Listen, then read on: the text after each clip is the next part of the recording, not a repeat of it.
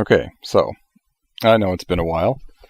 Um, I could make excuses all day long, but suffice it to say, life, real life stuff.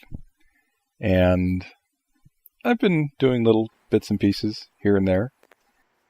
At work, I keep all of my plating stuff on my toolbox. This is a crock pot for keeping degreaser warm, and also potentially for a nickel removing solution.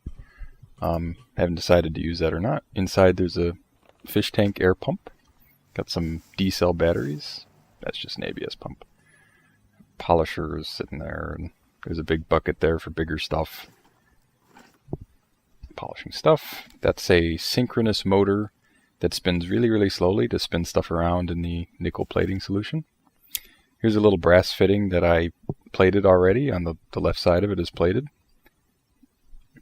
It turned out okay, I guess. I didn't polish it or anything. It's also a screwdriver that I kind of polished. It was really rusty, and then I plated that. It's my nickel acetate, which is basically just nickel dissolved in ordinary vinegar.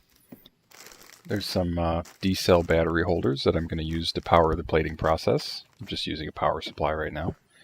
Glass jar if I need a bigger container. And here I have all the bits and bobs from the vacuum cleaner that need to be nickel plated. There's a thermometer I'll use to check on the temperature of the nickel stripper, bath, and degreaser. This is a steel nut that I have polished and not plated. It is not plated. I just wanted to see how good I am at polishing it, and it came out pretty good, because you have to polish it first to get it to look shiny when it's plated. That's the same nut, but before. So you got a before and after for the polishing.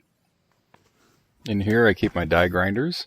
That's what I've been using to polish the nut, and we'll use to polish everything else. I have here a whole collection of die grinder sandpaper from like 80 grit all the way up to 1500 grit. And over here on the other side of the shop by the tire machine, we bought a sandblasting cabinet. Not totally set up yet. We have filled it with baking soda, sandblast medium, whatever it is, and it's just not very abrasive. It's just not worth anything. So I'm going to have to empty that out, fill it with aluminum oxide. That's the exhaust port, which I have to hook up to a hose that goes outside or something. And I have that stuff over here in my tool cart. As you can see, I'm not totally set up yet. This is the plate that goes on that exhaust port on the back of it, and I have it the hole cut and threaded to fit this hose barb, and I'll just put like some hose on it to go out the window. And here I'm making new plastic wheels for the vacuum cleaner at my friend's machine shop. This is a drawing that I made myself, and here's one mostly completed wheel already, and an old one for comparison. There were 4 altogether, and 2 of them were just totally shot, so I'm just making 4 new ones. And they actually turned out pretty good for my first time actually just creating something on a lathe. And let's talk about bags. As you can see, I've got the old one and a new one that I made. It's sort of just a test to see if I could, how easy it would be, so on and so forth. I haven't picked the fabric that I want to use yet. I have another one that's a little darker brown that kind of looks more like the old one, but it has a bit of spandex in it, and I don't know how it'll react to being inflated like a bag, but I don't know. Still working on the bags, but I am working on them. Well, as you can see, I am working on stuff. Yes, it's taking a while, and I'm sorry. I feel like I've really got hung up on nickel plating stuff.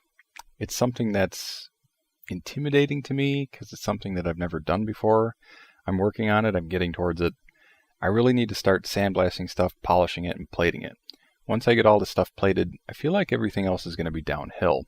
Making a bag is pretty easy. I've got the wheels done already. Still need to make a belt cover cap. I have to wire the handle, finish polishing the aluminum parts, get the logo silk screened onto the bag, get a model plate made for it. It's a lot of things. There's a laundry list of things. But as you can see, I'm getting to them, and hopefully I'll be getting back to you with a new video sometime soon. Hey, if you liked this video, don't forget to like this video. Consider subscribing, and thanks for watching.